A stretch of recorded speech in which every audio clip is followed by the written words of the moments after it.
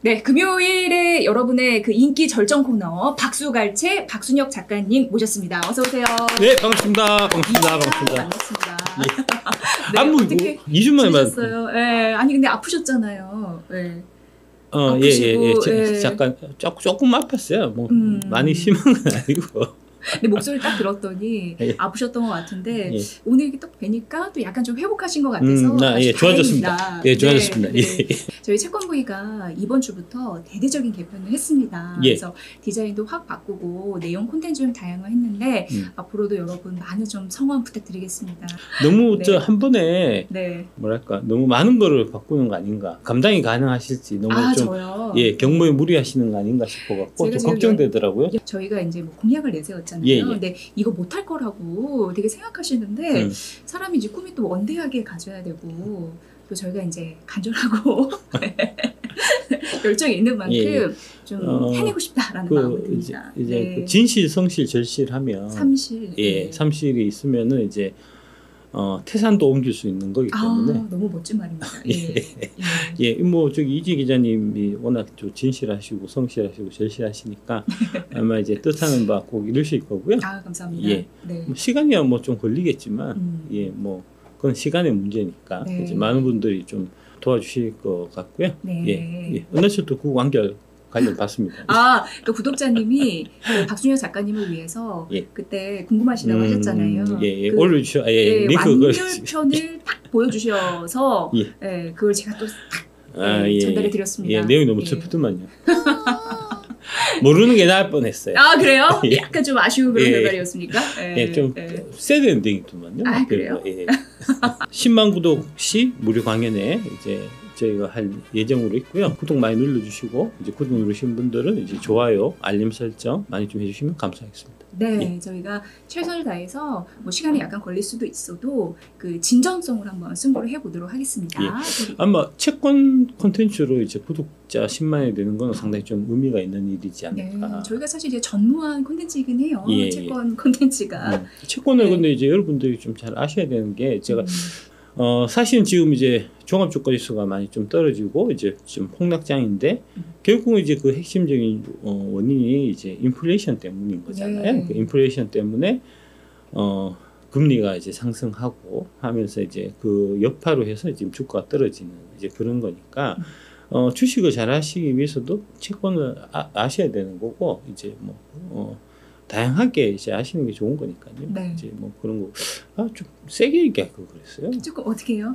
그러니까 이제 그 인플레이션 그 할 때 내심으로는 이게 장이 조금 좀 하반기 장이 조금 안 좋을 수 있겠다 싶은 생각이 사실 좀 들어갔고 그 이전에 이제 여의도 증권사가 이제 올해 그 하반기 시작할 무렵에 장을 다들 되게 좋게 봤었어요. 네. 그 좋게 본 이유 중에 하나가 이제 FRB가 그동안 금리를 좀 올렸었는데 이게 그 미국 경제에 이제 좀 뭐랄까 하락 압력 같은 것들을 이제 주는 거기 때문에 시장을 구하기 위해서 미국 경제를 구하기 위해서 이제 좀 금리를 낮추는 떨어뜨리는 이제 그런 스탠스로 이제 하반기는 제한되지 않겠나.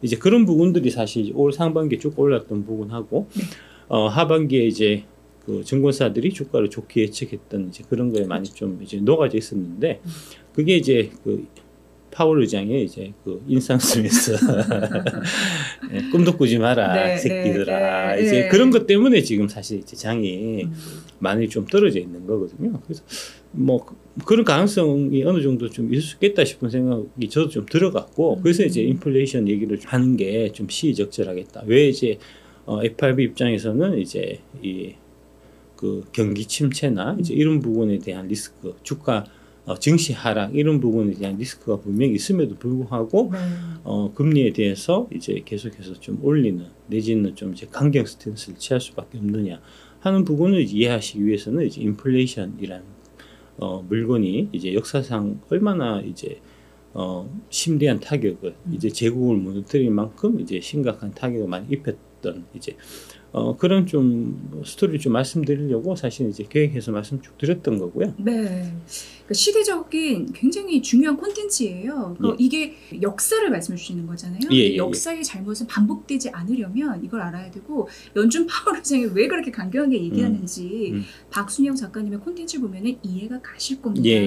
그래서 이 부분이 좀 장기 트렌드도 될 수 있겠다 싶은 생각도 좀 들고요. 그래서 이제 인플레이션에 대한 경각심, 인플레이션의 이해가 좀 이제 필요한 사항이 아닌가 싶고요. 제가 이제 대한투자신탁, 지금 하나증권을 바뀐 이제 거기 입사했을 때가 1995년 2월이었는데 그때만 해도 제가 막 입사할 당시만 해도 저희 채권형 펀드가 이제 수익률이 연간 12%가 넘고 그랬어요. 그래요. 12%가 넘었어요. 12%가 넘었어요. 지금은 이제 와, 연에 12% 이자라니 그게 가능하냐라고 생각하시겠지만 처음에 그랬습니다. 근데 그 12%도 돈 맡기시는 분들이 요새 이자 많이 떨어요. 돈 맡기는 재미가 없다. 그때는 1,000만 원 맡기면 세금 무대 저축 이런 거 하면 1,000만 원 맡기면 한 달에 10만 원씩. 지금은 이제 1,000만 원 맡기면 1년에 10만 원씩 주는 얼마 안 줘요. 시대로 바뀐 거잖아요. 근데 이제 그렇게 해서 쭉 바뀌는 거를 이제 제가 눈으로 쭉 목격을 했었고 그게 IMF 딱 터지고 난 다음에 한때 이제 30%까지 이제 금리가 갔은 적도 있고요. 그때 제가 실제로 이제 지점에서 그 30%짜리 팔아도 받고. 정말요? 고스란히 그 역사의 현장에서. 그랬는데 이제 그 IMF 끝나고 2000년대 들어갔고 그게 이제 금리가 10% 밑으로 떨어지더만 처음에 10% 밑으로 떨어질 때는 금리가 10% 밑으로 떨어진다는 게 좀 상상이 안 돼갖고 뭐 이러다가 말겠지 다시 올라가겠지 뭐 싶었거든요. 근데 그 위에 아시다시피 계속해서 떨어져서 그 코로나 터졌을 이제 그 무렵에 제일 절정일 때는 이제 금리가 뭐 1, 2%까지밖에 예금 금리가 안 되고 막 그랬던 시절도 있었으니까 저금리가 이제 장기화됐던 거죠. 장기화돼서 그래서 이제 지금 이제 주식 하시는 분들이나 이런 분들은 이제 그런 저금리 상황, 저인플레이션 상황에만 이제 좀 뭐랄까 그런 이제 인생만 사셔갖고 고인플레이션 시대 이제 그에 따른 이제 금리가 되게 높은 시절. 그때의 경험은 사실 없으신 거기 때문에 이제 그런 부분도 좀 말씀드리려고 사실은 이제 기획해서 쭉 말씀드렸던 거고요. 사람이라는 거는 이제 자기의 경험에서 벗어나는 부분은 이해하기가 좀 어려워요. 그래서 이제 아마 좀 특히 좀 그런 면이 있지 않나 지금 현재 상황에서. 옛날에 제가 10% 밑으로 이제 떨어지기 시작해서 그게 결국은 금리가 이제 1%, 2%까지 가는 이제 그런 상황을 제가 전혀 예상을 못했던 거와 마찬가지로 지금 1, 2% 시작해서 지금 이제 미국 금리는 5%가 넘었지만 한국은 여전히 3, 4%거든요. 지금 예금 금리가 3, 4% 금리도 되게 높다라고 아마 이제 피부로 느껴지실 텐데 제가 봐서는 그렇지 않을 수도 있다. 이제 이게 과거처럼 10% 뭐 이렇게 넘어가는 이제 금리가 정말요. 그럴 가능성에 또 대비를 해야 되겠네요. 그런 가능성도 분명히 있는 거기 때문에 역사를 좀 긴 안목으로 이제 뭐 1, 20년만 역사가 아니고 100년, 200년 역사를 좀 이제 보실 필요가 있다는 말씀을 좀 드리고 싶고요. 오늘은 베네수엘라 편. 오늘이 이제 되게 사실은 좀 이제 중요한 이제 하이라이트에 해당되는 부분이다라고 말씀드릴 수 있고요. 인플레이션 약 6화, 베네수엘라가 인플레이션으로 망했어. 일단 이제 베네수엘라 위치 아마 잘 모르실 거예요. 여기입니다. 멕시코 밑에 이제 있는 에콰도르, 콜롬비아, 베네수엘라 이렇게 지금 되어 있는 남미인데 이제 북중미에 아주 가까운 남미고요. 이제 그러니까 미국하고도 되게 위치상으로 좀 가까운 지역입니다. 그래서 이제 항상 미국하고 교류나 다툼이나 이제 이런 것들이 좀 있었던 나라다라고 보시면 될 것 같고요. 우리나라 면적이 한 3-4배 정도 되는 것 같고요. 인구는 2,883만 명. 그러니까 인구는 우리 한 절반 정도. 3천만 명 인구면 그렇게 인구 적은 건 아니에요. 전 세계적으로 봤을 때. 우리나라가 아주 팍하죠. 우리나라가 좀 인구가 좀 많은 편입니다. 그러니까 이제 우리나라를 이제 좀 작은 나라, 소국, 뭐 이렇게, 그래서 옛날에 뭐 강소국 이런 얘기도 하고 그랬었는데, 그거는 진짜 무식한 얘기예요. 잘 모르고 하는 소리입니다. 국토의 면적으로 이제 소국, 대국을 얘기하는 게 아니고요. 이제 인구를 기준해서 얘기해야 되는 거거든요. 우리가 절대로 이제 소국이 아니고요. 대국까지는 아니겠지만, 중대국, 뭐 그 정도 된다라고 사실 보시면 되고요. 스페인 식민지였다 보니까 이제 가톨릭이 주요 종교, 뭐 이런 형태고, 수도는 카라카스입니다. 원래 이 나라는 세계 최대의 원유 매장량을 자랑하는 나라. 자원으로 엄청 잘 잘 살았던 나라였었어요. 예. 석유로. 네. 그러니까 풍부한 혜택. 예, 그렇습니다. 네. 많은 분들이 이제 이해하시기에 이제 석유하면 사우디를 떠올리시겠지만 사우디보다도 더 매장량이 많은 나라가 사실은 베네수엘라입니다. 3,000억 배럴 있고 사우디가 2,600억 배럴이니까 사우디보다 많고. 근데 이제 여러분들이 사우디 원유하면 사우디 중동 이렇게 생각하는 거는 이제 네. 사우디 같은 경우는 이제 인구가 되게 적어요. 그래서 이제 생산한 거를 자기들이 쓰는 건 되게 적고 수출을 많이 하고 그 수출된 거를 우리가 많이 쓰기 때문에 이제 사우디가 제일 많은 걸로 이제 생각하시는 거고. 이게 베네수엘라 월별 인플레이션을 보시면 이제 2019년에 피크를 치고 지금은 좀 이제 안정된 걸로. 사실 이제 이 차트상에서는 그렇게 보이는데 아니에요. 아닙니다. 2019년이 워낙 높았던 거고요. 이때가 미친 듯이 진짜.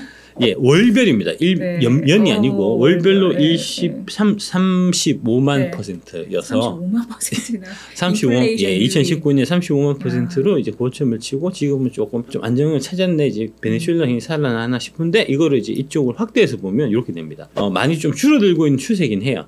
근데 이제 지금 현재 22년 5월 기준으로 해서 보면은 167점. 아직도 100% 이상. 예. 연간이 아니고 월간입니다. 월간. 예.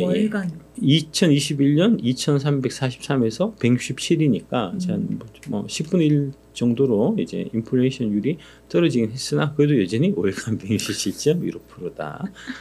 그래서 이제 베네수엘라 같은 이런 나라는 이제 기준금리가 되게 높을 수밖에 없겠죠. 연 54%. 연 54%. 예. 근데 이제 연 54%인데 이게 높은 게 아닌 게 한 달에 인플레이션이 167이란 말입니다. 그러니까요. 시중에 예금하면 금리 얼마 주냐면 한 40% 줍니다. 40%요. 예, 연 40%. 그러니까 돈 안 맡겨요. 은행에 돈 맡길 일이 없잖아요. 네, 그러니까 은행에 돈이 없으면 어떻게 하겠습니까? 대출 못 해줄 거잖아요. 네. 그러면 대출 못 받으니까 공장은 못 짓는 거죠. 설비 투자 아예 못 하니까. 예.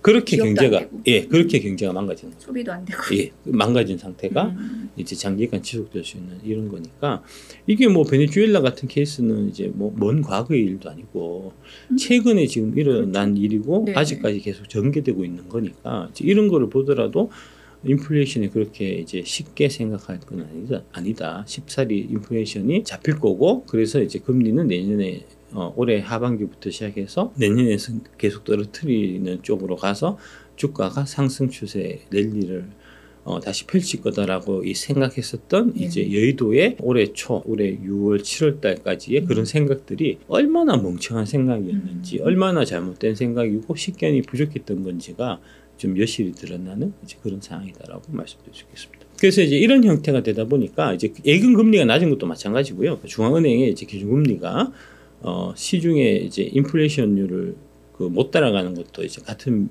이치인데 결국은 이런 이제 인플레이션이 계속 지속되는 이런 상황을 막기 위해서는 제가 인플레이션이 이제 장기적으로 지속되는 이제 두 가지 형태 이유에 대해서 말씀드렸는데 지난주에 첫 번째가 이제 인플레이션 기대 심리. 그렇죠. 저번에 되게 잘 말씀하셨어요. 예. 두 번째가 웨이지 프라이스 스파이럴. 예. 제가 영어 좀 약합니다. 임금과 물가의 이제 연쇄작용, 연쇄 이제 악순환 뭐 이런 건데 물가가 올라가니까 임금 올려줘서 이제 비용이 코스트가 올라가니까 기업은 물건값을 더 올리고 이런 형태가 이제 되풀이 되니까 뭐 막아야 될 거잖아요. 그래서 그걸 막으려고 베네수엘라에서 공무원들 임금을 동결시켰거든요.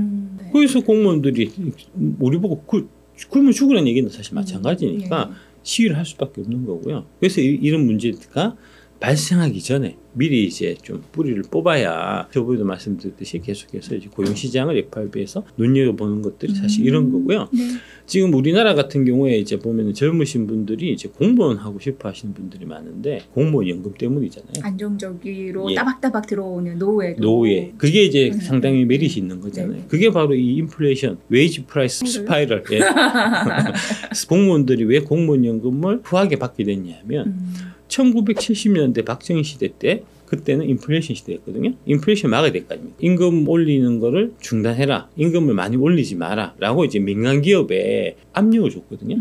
근데 이제 민간 기업 입장에서는 이제 그 뭐 근로자들이 그 말을 다 듣는 건 아니니까 이제 눈치를 봐가면서 이제 좀 올리고 이런 형태가 있었고, 그렇게 민간 기업한테 이제 임금 인상을 억제하라는 얘기를 하기 위해서는 먼저 공무원들이 솔선수범해야 될 거잖아요. 그래서 1970년대 박근혜 정부 때 공무원들 임금을 동결 내지는 이제 소폭만 인상하는 정책들을 폈습니다. 그러다 보니까 처음에는 공무원들이 민간 기업 다니는 사람들보다 월급을 더 많이 받았는데 계속해서 이제 그런 형태로 해갖고 나중에 지나서 보니까 공무원들 월급이 민간 기업 월급보다 훨씬 떨어지는 거예요.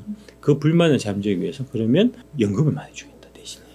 예. 그렇게 해서 공무원 연금을 후하게 주는 제도가 1970년대 이제 박정희 시대 때 조삼모사식으로 처음에는 적게 주지만 나중에 퇴직하면 많이 줄게. 이렇게 해서 이제 공무원 연금 제도가 그때 후하게 이제 설정이 된 거고요. 1970년대만 해도 이제 환갑까지 살면 오래 살았다고 환갑 잔치를 해주던 시대거든요. 맞아요. 이렇게 오랫동안 공무원들이 퇴직하고 살아남아서 연금 오래 타갈지는 아무도 예상을 못했겠죠. 지금 그때는. 이제 보험 만기도 120세가 나왔지 않습니까? 이런 게 이걸 생각 못하고 평균 수명 연장 생각 못하고. 지금 뭐 이렇게 돼갖고는 이제 너무 많이 올라가니까 이것도 사실 이제 해결책이 안 되는 거죠. EBS 다큐 프라임에서 이제 방송했었던 그 캡 제가 갖고 온 겁니다. 2018년 4월달 기준에서 볼리비아 물가를 보면 닭 한 마리가 1,460만 볼리바르. 요 뒤에 있는 돈 이만큼 주면 닭 하나를 준다는. 통닭 한번 먹으려면 이거 싸들고 가야 되고요. 참, 이제 자주 봐서 이런 거는 되게 이제 눈에 익으시죠. 저희가 뭐 벽난로에 돈 태우는 것도 봤는데요. 독일을. 당근 1kg가 300만 볼리바르. 이제 요만큼 줘야 되고요. 휴지 한 놀이 이제 260만 볼리바르 이렇게 됐다는 거고요. 이거 언제 세고 있겠습니까, 이거를? 그죠? 그래서 이렇게 달아보는 거예요. 그래서 무게로 말이 이거 다 세려면 알 셀 거 아닙니까? 그러니까 이제 지폐에 무게를 세갖고 물건을 파는 이제 이런 형태가였다는 거고요. 이게 2018년 얘기입니다. 얼마 안 된 거예요. 지금으로부터 4, 5년 전인데 그 이후에 더 많이 올랐거든요. 아까 보여드렸죠. 2021년에 이제 엄청나게 올랐으니까 지금은 이거 갖고 또 해결 안 될 겁니다. 더 쌓아야지. 그 이후에 이제 화폐개혁 해갖고 이제 100만 분의 1 화폐개혁도 있었고요. 그래서 이제 돈이 이렇다 보니까 이게 돈 자체에 가치가 없다 보니까 베네수엘라에서 외국인 관광객들을 대상으로 이제 새로운 신산업이 생겼는데 바로 이겁니다. 지폐를 활용해서 공예. 지폐로 만든 거예요. 베네수엘라 돈 갖고. 이거 보면 엄청 강국같이 느껴지겠지만 사실 굉장히 아픈 서민이 담겨 있는 거잖아요. 그래서 이제 이 외국인 관광객들한테 이제 이런 공예품을 팔아서 먹고 사는 이제 그런 지금 상황이고요. 공예품 여러 가지 공예품 만드는 겁니다. 이제 이거는 백 만든 거고요. 왼쪽 만들긴 했네요, 근데. 손재주가 있으신 것 같아요. 되게 특산품이라고 합니다. 특산품이요? 저 그거 본 적 있는 것 같아요. 주유를 하러 갔는데 그 주유를 이제 가득 했는데 치약인가? 그걸로 하더라고요. 그래서 돈의 가치가 이제 신뢰가 상실되면서 이제 돈으로 물건을 사고 팔지 않고 이제 그 물건으로 이제 아까 치약 말씀하셨는데 독일의 경우에는 그 바이마르 공화국 때는 이제 그 화폐 대용품이 이제 담배였다고 합니다. 담배 한 보를 주고 뭐 사가지고. 사실은 이 베네수엘라가 아까 말씀드렸듯이 되게 잘 사는 나라였어요. 베네수엘라는 이제 이름 자체가 이게 이제 스페인어잖아요. 작은 베니스라는 뜻입니다. 작은 베니스. 베니스에다가 플러스 수엘라가 붙어서 이제 그래서 베네수엘라는 얘기가 작은 베니스. 베니스 하면은 이제 대표적으로 그 유명한 3대 미양 중에 하나. 아름다운 항구잖아요. 그만큼 좀 아름다운 나라였다는 거고요. 베네수엘라가 황금의 70년대를 보냈는데 70년대는 아주 좀 부유한 우리나라보다 또 월등하게 잘 사는 나라였습니다. 원유 때문에. 석유 때문에 그랬죠. 그때 이제 광고판 같은 건데 이게 뭐냐면은 이제 콩코드 비행기라고 아마 들어보셨을 겁니다. 콩코드 비행기. 프랑스 유럽에서 이제 광장. 보잉하고 경쟁하기 위해서 만든 이제 럭셔리한 초음속 여객기 이제 콩코드기를 에어프랑스에서 이제 이때 당시에 베네수엘라가 이제 부유하고 잘 먹고 살고 하니까 주에 한 번씩 취항하는 이제 그 사진이고. 그래요. 주에 한 번씩. 일주일에 한 번씩 이제 운항을 했었다는 거고요.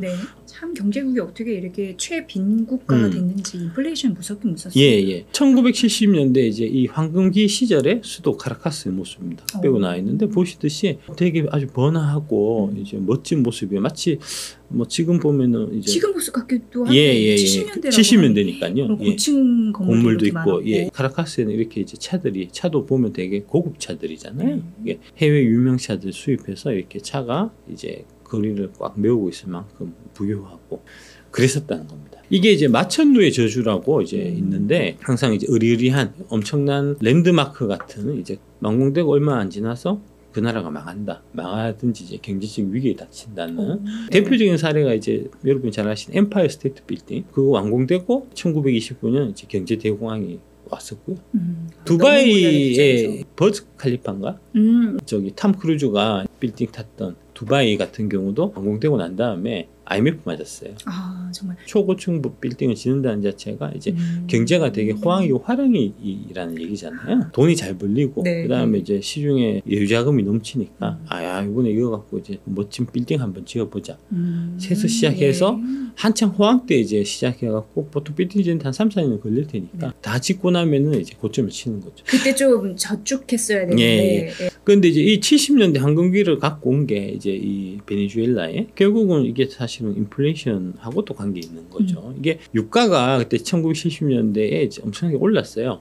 중동 전쟁 터지고 중동 국가들이 석유를 무기화되겠다. 오페크 생기고 하면서 1차 오일 쇼크, 2차 오일 쇼크가 있었는데 1차 오일 쇼크 지나고 나서 한 2불, 3불 하던 게 보시듯이 한 5배 이상 올라서 12달러, 13달러로 한번 이제 점프를 해서 올랐고요. 그러다 보니까 이제 이 베네수엘라 같이 석유 생산하는 나라는 돈을 완전 5배를 좋은 거죠. 그렇죠.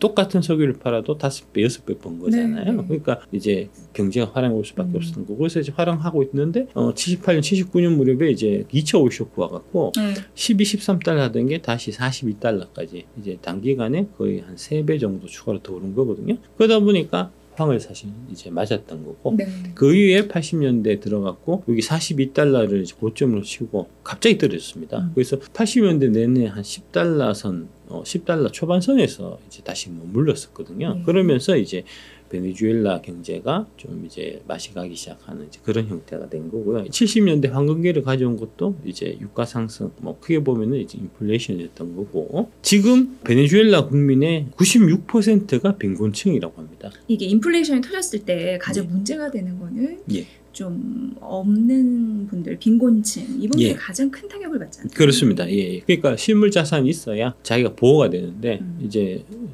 실물 자산이 없으니까요. 우리 같은 서민들은 그러면은 작살난다. 슬퍼요. 그래서 지금은 이제 베네수엘라 국민의 96%가 이제 빈곤층이라고 하고요. 경제가 안 돌아가니까 이게 2010년대부터 보시듯이 2010년대 28.2부터 시작해서 26.1, 21.1, 43.5, 57.3, 111.8, 254.4, 1090, 137만, 1000만 이렇게 되는 거거든요. 그러니까 초반에 28.2, 26.1 이때 안 때려잡으면 이때 안 때려잡았기 때문에 이때 방치했기 때문에 이게 나중에는 1000만까지 가는 거거든요. 이건 이제 인력으로 어떻게 할 수 없는 상태가 돼버린 거죠. 돼버린 이제 그런 형태가 되다 보니까 이게 지금 상황에서는 경제 자체가 거의 망가져갖고 제대로 이제 경제가 작동하지 않는 이제 그런 상황까지 간 거고요. 베네수엘라 경제가 한때 황금기를 맞았던 것도 인플레이션. 베네수엘라가 그 위에 망했던 것도 망해서 지금 이제 전 국민의 96%가 빈곤층이 된 것도 인플레이션. 그만큼 인플레이션은 우리들의 삶에 지대한 영향을 미친다 하는 거를 이제 이해하실 수가 있을 것 같고요. 이렇게 부였던 1970년대 부였던 나라 베네수엘라는 그럼 왜 몰락했을까? 인플레이션이기 때문인데 그러면 그 인플레이션이 일어나게 된 그런 근본적인 원인 은 뭘까 하는 부분에 대해서 다음 주에 좀 자세하게 설명드리도록 하겠습니다. 2000년대 초중반에 그러니까 이제 2004년 5년 1월 무렵에 베네수엘라는 이제 특히 그 진보 진영 쪽에서 되게 추앙받는 나라였어요. 되게 차베스 정권? 차베스 정권 시절에 그 차베스는 이제 그 한국의 좌파들 좀 극좌파들 이런 쪽에서 되게 이제 좀 동경하던 되게 이제 많이 추켜 세우던 사실 인물이었고요. 그랬는데 결국은 그 차베스 그 이후에 지금 이제 베네수엘라 경제가 몰락하다 보니까 네. 이른바 진보 진영, 이제 좌파 진영 쪽에서는 이 베네수엘라가 망한 게 미국 때문이다. 미국. 예. 미국 제국주의가 베네수엘라 망하겠다. 네. 보수 진영, 이제 우파 진영 쪽에서는 베네수엘라는 차베스의 포퓰리즘 때문에 망했다. 왜냐면 장기 집권을 또 했었잖아요. 그런 거기도 하고, 원래 이제 저기 우파는 복지를 싫어하고, 이제 좌파는 복지를 이제 많이 좀 얘기를 하니까 차베스가 이제 그때 펼쳤던 포퓰리즘적인 복지 정책, 포주기식 정책 때문에 망했다. 이걸 우리가 반면 교사로 삼아야 된다. 라고 주로 너무 단편적으로 자기들한테 유리한 쪽으로만 사실 얘기를 하거든요. 네. 그러니까 보고 싶은 것만 보는 거죠. 그래서 이제 아전인수격인 해석을 이제 그렇게 좀 단편적인 해석을 이제 좌파도 하고 우파도 하는데, 우리 채권부의 같이 이렇게 이제 수준 높은 이제 중도에서 좌우의 균형을 맞추는 또 그렇게 또 정의를 해주시니까 그런 프로에서 그 일방적인 이런 이제 뭐랄까 한쪽으로 몰아가기식 이제 그 이유를 갖고 단정지어서 얘기를 하면 안 될 것 같아서 그래서 이제 좀 깊이 있는 얘기가 좀 필요하지 않겠나 싶어서 반면 교사를 삼을 수 있는 거니까요. 우리 작가님이 경제 역사 콘텐츠 잘 이렇게 보시면 어떤 경제 이슈든 좀 도움이 되실 거예요. 그런 부분에서 인플레이션 이야기 저희가 계속 해드릴 테니까 많은 관심 부탁드립니다. 이게 이제 주식 뭐이나 2차 전지 이런 거 얘기하는 거는 그냥 가서 얘기해도 돼요. 네. 이제 워낙 내가 다 아는 게 많으니까. 근데 이런 것들은 이게 직관적인 게 아니고 사실은 되게 디테일한 내용들이 사실 많이 숨어 있는 거거든요. 그러니까 뭐 예를 들어 갖고 베네수엘라가 왜 인플레이션 때문에 망했냐? 차베스의 포퓰리즘 정책 때문이다. 라고 얘기하면 간단하잖아요. 근데 그렇게 해갖고는 실제로 그렇게 해갖고는 실제로 여러분들이 배울 만한 내용들이 하나도 없는 거니까. 네. 좀 디테일한 내용, 깊이 있는 내용을 이제 다루려고 하면 이 어려운 거를 쉽게 이제 구성해서 여러분들한테 전달드리기 위해서는 이게 품이 많이 들기 때문에 아셨죠? 저희가 이렇게 엄청나게 준비를 해오신 콘텐츠입니다. 그럼요. 네, 많이 또 사랑해 주시고요. 저희도 박소연 작가님 항상 기대하고 행복하시길 응원합니다. 네, 고맙습니다. 네, 항상 마음은 매일 뵙는 것 같은 느낌이에요. 콘텐츠를 매일 보면 되니까. 네, 자 박소갈채 박소연 작가님과 함께했습니다. 고맙습니다. 네, 감사합니다. 시청자 여러분의 구독의 힘이 채권부에게는 큰 힘이 됩니다. 기존 영상과 추천 영상에도 좋아요 부탁드립니다.